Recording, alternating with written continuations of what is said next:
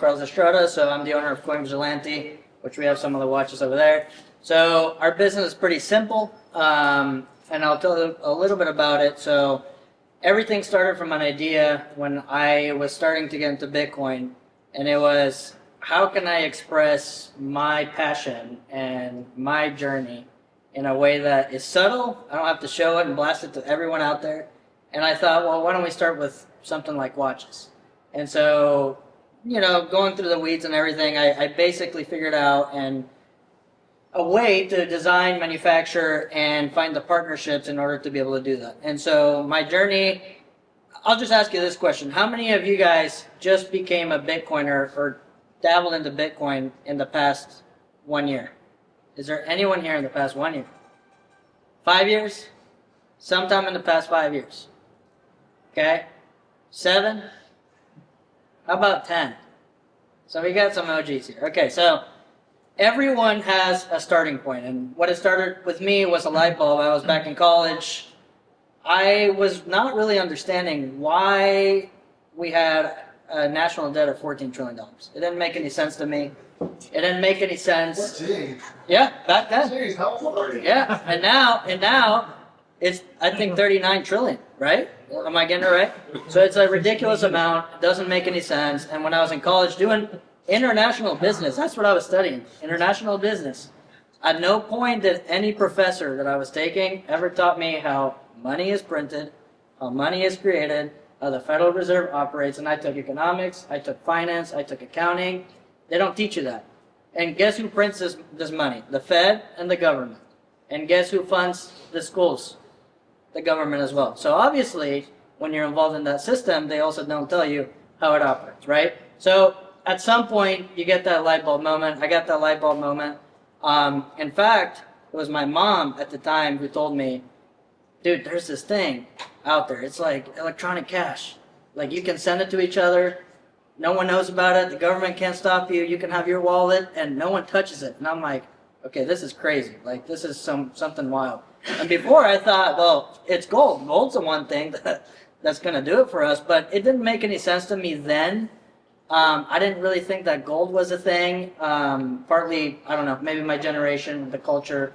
Gold is definitely still good. But when Bitcoin came about and I got that light bulb moment, I'm like, man, I got to start getting into this. And that was my moment. And I'm sure everyone here, whether you've been in it for a year, 3 years, 10 years, there was one of those moments that at least caught your eye, that at least made you want to dip your toes in it. To me, it was the fact that it's permissionless, the fact that it's open source, the fact that no central entity can say no when I can send money to someone. No one can tell me no what I do with my money. And there's only 21 million Bitcoin. Like, we keep forgetting about this. We keep getting very distracted with all the fancy things and elements that come with Bitcoin. But at the end of the day, I think it's important, especially on all the chaos right now, because we have, what's the battle? The BIP, what is it? What's going on right now? Yeah, right, that. We have, there you go, that. We have quantum, which we just talked about. We have all sorts of different things, the bear market that is clouding a little bit of why we are here. And I know I'm here because I value scarcity. I know I'm here because, as Lindsay said, and she had very good points, like, dude, the banks are literally robbing us every freaking day. I mean, it's little theft. And it's all sponsored by the government. And so how do we find an alternative? How do we find that? And that is Bitcoin. That's what I found for myself. And we see the financialization. We'll see how far we've come. I mean, River's offering all these products. It's unbelievable that you can do that now.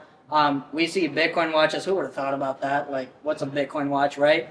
But everything from Bitcoin, because of the passion that Bitcoin's bringing to people, you're seeing little things sprout everywhere. Basically trees growing and flourishing with the Bitcoin brand, such as what we are doing. So before, it started with an idea, which was, I just want to have watches for myself that show what I believe in.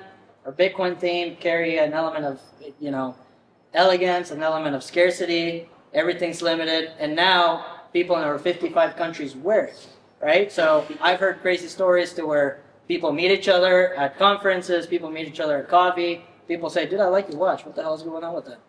Well, it's a Bitcoin watch. And what is that? What's a Bitcoin watch? And then it starts just a little conversation. And that can be enough for someone to begin their journey and to have that light bulb moment to enter the Bitcoin world and financial freedom. Because I think part of the reason why I made that connection with watches and Bitcoin is that time is money. When we are working our butts off every day, and I saw it with my parents. This is another thing that made that light bulb moment go. You know, coming from a family in Mexico who moved here, you know, I saw my parents hustling every single day, working their butts off, and every single week was trying to just catch up. Never enough. We couldn't go out to go fancy, you know, restaurants or anything like that. And I see how they struggled. I see the amount of time it took because they wouldn't be able to hang out with us at night. They would get back home from work very late. And it's because of that time system, that makes you want to work forever, because at the end of the day, when you put money on the table, it's not enough to cover it, because your purchasing power keeps decreasing. Your purchasing power keeps dropping. And we're all trying to do that, what do you call it, a hamster wheel thing, where you just keep running around. And so that gave me that light bulb moment. And Bitcoin represents protecting that purchasing power over time. I've seen it happen to me. I've seen it happen to other people. It happens. Yes, right now, Bitcoin's at $72,000. We're going up a little bit. But over time, we have seen how Bitcoin does respect that purchasing power. And that is just a system that all of us, and I encourage all of you guys, if you don't think that your voice matters, if you think that you're one little person in a big room whose voice is not going to represent the Bitcoin community, don't think that. You got to put yourself out there. I used to believe that. I used to not want to speak out about these kind of things. I'm kind of like freaked out right now talking in front of all you guys. But if you start that light bulb moment for people out there in the world, it starts a conversation. It's marketing. I own a marketing business too. And it's how you put that word in front of people time after time after time. I'm still trying to convince my wife's grandparents to buy Bitcoin after being with her for like 10 years. And it's still not there, but they're going to get it eventually. And so in my business that I have, which might not be as relevant to everyone as something like a wallet that's paying you, 3.3% is nice. That's good money. There's a voice and there's a light bulb moment that you can instill in everyone else. And so that's a little bit about my journey. We also have free koozies. Get them. You're drinking a beer. Grab some at the table there. But that's Coin Vigilante in a nutshell. We make awesome watches if you want to check them out. But if you guys any questions, just let me know. I got one. How did you get involved with Max and Stacy in El Salvador, the whole golf tournament? Yeah, so has anyone here watched the Robin Sayer podcast?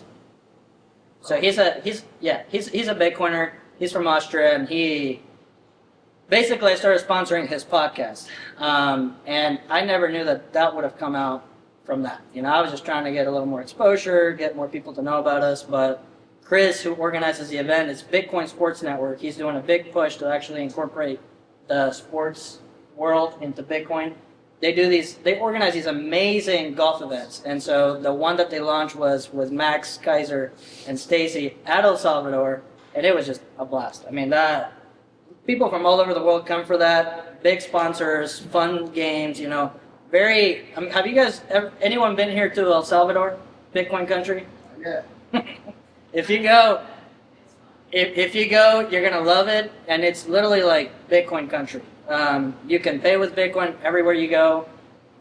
People, that's all they care about, Bitcoin. It's a whole another world. And so we got involved there. We actually made the watches for their event. So one of the things that we're trying to do is we're trying to become the Rolex for Bitcoin, right? You see Rolex sponsoring all these crazy events, any sports event that you can think of. Well, we're trying to get involved in that way with what we're doing here, with a golf event. And so I think we made 6 of them, 2 for first, 2 for second, 2 for third, and they each come with Max Keiser's signature. So it's pretty neat. That's what we got involved, and I love El Salvador. Definitely recommend you guys trying it out. Anything else? There's people else that display the Bitcoin block height? No, but I've had people tell me that we're trying to work on that. The one watch, I didn't bring them. We only made 21 of them, and they were debuted in Abu Dhabi for the Bitcoin conference there. They actually have what we call the CV Swiss Link. It is a Swiss sapphire crystal that has NFC integration to where you can tap it with your phone. So you don't see anything. You don't see a QR code. You tap it, and you can program it to take it anywhere you want. So it could be your wallet. It could be, I don't know, a picture of your kid. It could be anything that you want. So that's as close as we've gotten to making it more of a Bitcoin watch. But it's a good question. Good. All right. Well, thank you guys. Thank you.